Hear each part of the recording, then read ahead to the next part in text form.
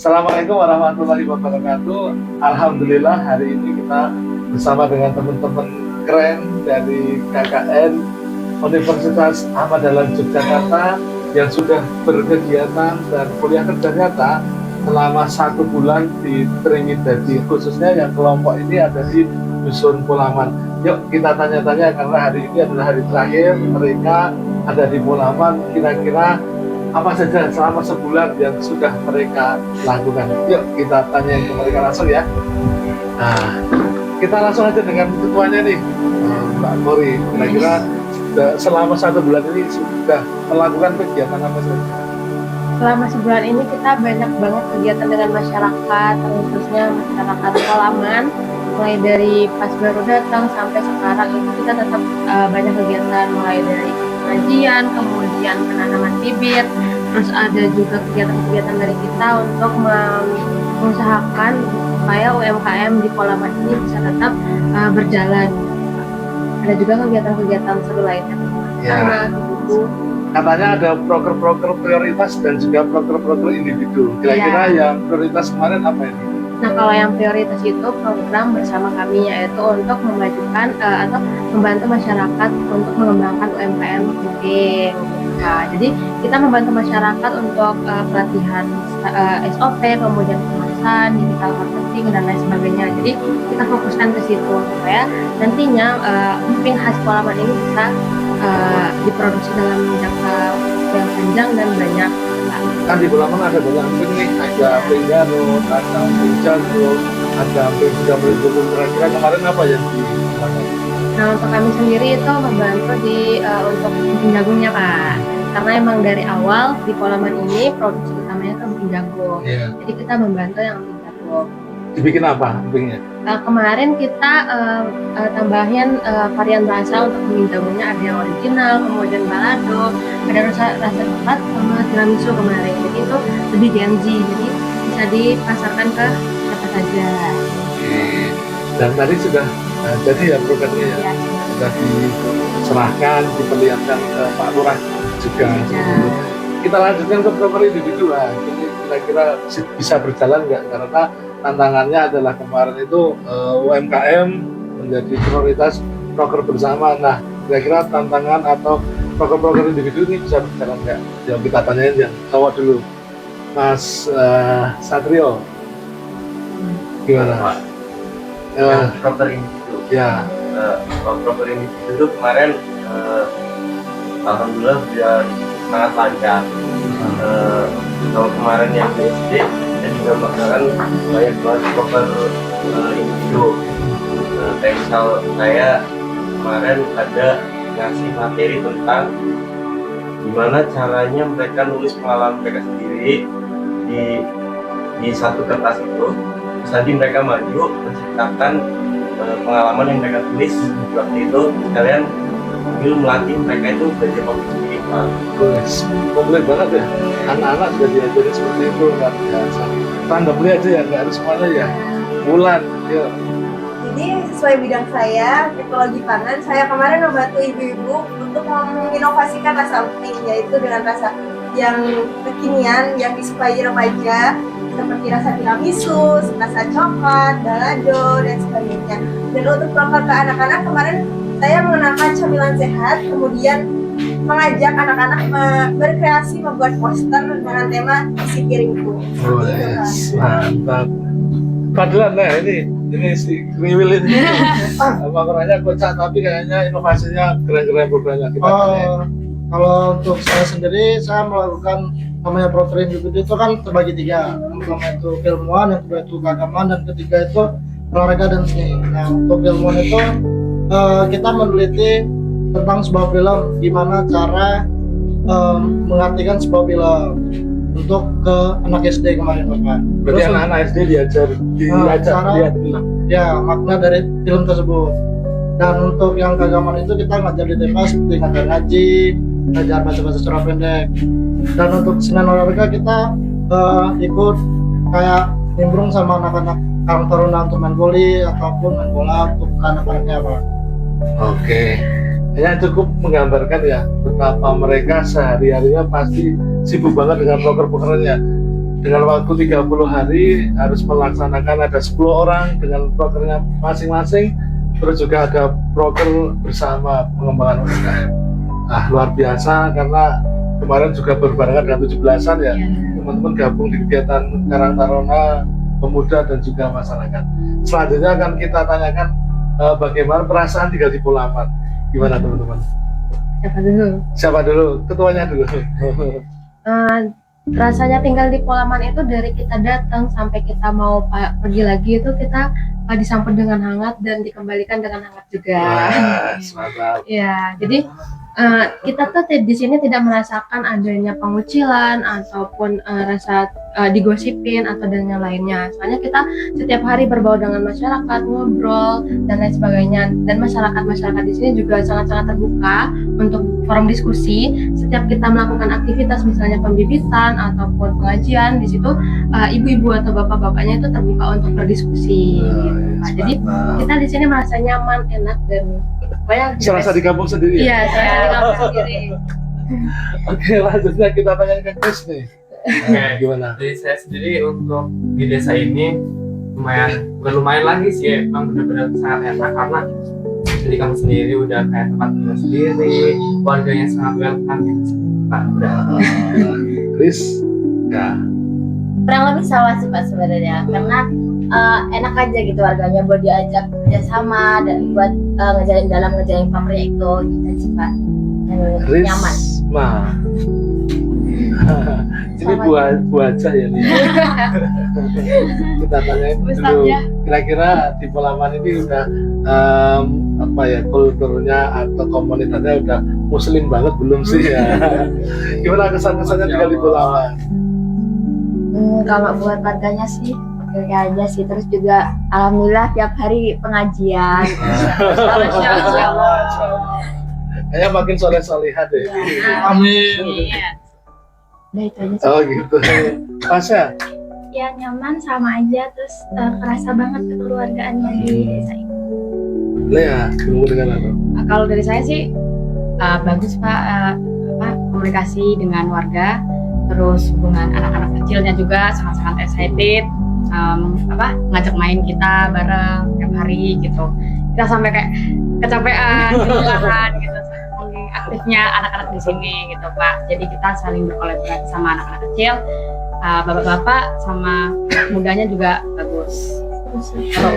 Ya belum kita nih. Kalau dari saya sama sih Pak, merasa kalau dari sini baik-baik semua. Terus awalnya kan bikin broker tuh merasa ini warganya pada excited ya sama broker kita, soalnya biasa aja gitu, nggak ada. Tapi ini ternyata Jajan pada nggak mau? excited semua, iya pada datang dan pada apa ya? Ikut serta. Iya ikut serta sama broker kita gitu. Oke. Mungkin ada pengalaman-pengalaman yang tak terlupakan, entah itu kejadian, entah itu keseharian atau pas melaksanakan proker ada yang mengalami atau yang berkesan deh. Kalau Kesan ada. sih ini Pak, nganter kamar mandi Pak. Oh, karena selalu takut ya. Iya. Sangat berkesan sih. Setiap hari berkebun juga Pak, berkebun tiap hari.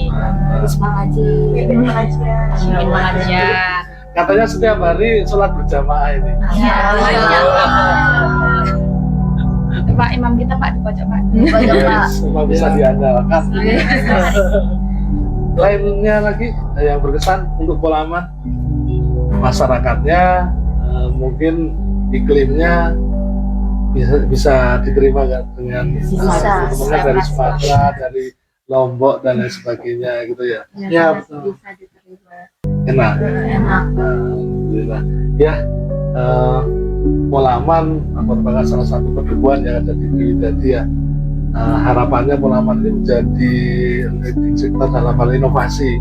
Jadi keberadaan teman-teman di Polaman ini menjadikan kekuatan bagi kami di Polaman, karena Polaman memang iklimnya antusias, bersemangat dalam menerima hal-hal modern seperti itu. Selanjutnya kita tanyakan terkait dengan ini nih, pondokan kira-kira gimana. Nah, mulai dari siapa dulu nih? Kesan-kesan atau hal yang paling seperti apa di pondokan? Mungkin dari itu aja dulu Pak. Oke, dari Rizka dulu yuk.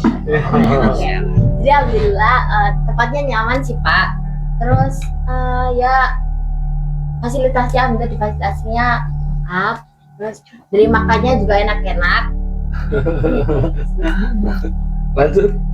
Ya, Bulan. Kalau untuk tempatnya alhamdulillah enak, nyaman. Terus dikelilingi sama Pak D, Bude, Pak Abdul, Mbak Puji, Mbak Hasih, semuanya sangat mendukung, merangkul. Jadi kekeluargaannya itu dapat banget gitu. Keren. Gimana nih? Iya sama Pak, kurang lebih kayak gitu dan ngerasa punya keluarga baru kayak kita semua di sini kayak cucunya. Serasa di Iya. tempat nenek ya. Iya. Di tempat nenek rasanya. Chris. Sama sih, tempat tinggalnya nyaman gitu. Apalagi setiap pagi ada makanan gitu. Sering makan. Rasanya nggak ada beban itu ya kalau Iya. ada makanan. Satria. Mungkin hampir sama sih Pak, cuma mungkin rasanya kayak di sini tuh lebih nyaman, lingkungannya kayak enak banget gitu Pak. Kayak keluarga banget. Terus kalau soal makanan, alhamdulillah di sini isinya tercukupi. Alhamdulillah. Chris, Pak. Kurang lebih sama sih Pak. Terus nggak ngerasa kesepian karena rame. Ramenya kan karena teman-teman nih. Iya, Kalau warga iya, sama gimana? warga. Sama aja. Bisa berbaur. Iya, bisa. Karena tiap malam genjeringan di sini. Kita nyanyi bareng-bareng. Sorry. Sama sih Pak, kayak di sini kita karena lengkap bersepuluh tiap hari dari bangun sampai tidur lagi itu rame, terus dikelilingi sama Mbak Puji, Bude, Pade, jadi kekeluarganya terasa banget, apalagi kita yang anak rantau jauh-jauh dari rumah, terus kita disambut dengan hangat, disediakan tempat, dilengkapi dengan kekeluargaan, itu rasanya mantap banget. Sempurna. Iya. Pas ya. Ya sama Pak, nyaman, terus kerasa banget kekeluargaannya, terus makanannya juga Iya. Lea. Ya kurang lebih seperti itu Pak. Makanannya enak-enak banget, apa perbaikan gizi lah ini. Oh, Iya. berarti tambah berapa kilo ini? Kayaknya 3 kilo. Terus sama kayak anak-anak kecil tuh sering main tuh, diajak olahraga gitu-gitu, main-main sama Kiki, sama Farel, sama Milka gitu kan. Jadi kayak ngomong adik sendiri. Betul-betul kayak itu di tempat nenek ya, Iya, ada iya. saudara anaknya Pak Le, Pak D gitu ya. Iya. Padahal nih dari Sumatera. Kalau menurutku sama semua sih Pak. Sama kayak mereka yang udah dijelasin sama mereka. Nah, itu. Semuanya diambil Pak, apa saja. Bingung aja mau ngomong apa lagi kan. Oke. Semuanya udah diwakilkan. Makanan yang paling berkesan buat kalian. ayam caca, Sop. Ayam. Sop itu. Iya, nanti Lotek, sop, Yang bakal bikin kangen tuh makanan apa? lotek Pak. sop lah. Ayam caca. Kayaknya mayoritas ayam rica-rica nih. Besok kesini lagi lah ingin rica-rica ya. Oke, selanjutnya ucapan nih buat Bude, Pak D, Simbah. Yuk. Ini pakai mikrofon ya. Karena ini akan abadi nih di YouTube nih. Aku pakai satu Ya, batu siapa dari dulu? kanan. Enggak, satu tuh. Kan Tadi apa tadi Pak? Ucapan buat Ucapan Bude, dari Pak D, kanan. atau Tadi kan udah Pak Perwakilan. Perwakilan aja kan Pak. Boleh. Perwakilan aja, Pak. Boleh perwakilan. Nanti sama semua. Nanti kita nyambung aja. Ya. Lagunya Nambahin ya. Ini nih mikrofonnya. Ya, sorry dulu. Pesan dan kesan untuk pesan untuk Bude, Pak D, Mbak Asi, Mbak Puji dan lain-lain itu semoga sehat terus. Sedih. Makasih buat Pak D sama Bude udah mau direpotkan tempat tinggalnya kita pakai. Terus buat Mbak Puji dan Mbak Hasih, makasih udah mau masakin kita. Maaf kalau kita ngerepotin, sering bangun siang, kadang juga lantainya sampai disapuin. Sama yang sering dijual. Bisa.